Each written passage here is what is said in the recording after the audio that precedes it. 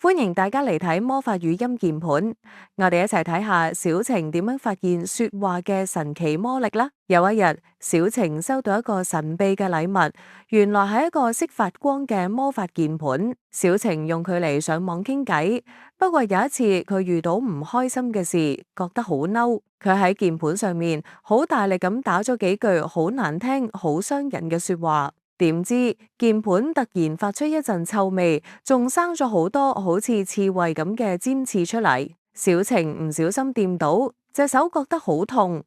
佢終於明白，原來難聽嘅說話真係會吉親人。於是小晴即刻刪除咗嗰啲字，改為打一啲鼓勵同埋溫暖嘅說話。神奇嘅事發生，嗱，鍵盤上面嘅刺消失晒，仲散發出一陣陣好香嘅花味。網上面嘅朋友收到小晴嘅鼓勵，都好開心咁回復咗好多笑臉。小晴而家知道，無論上網定係平時傾偈，溫暖嘅說話都係最有力量㗎。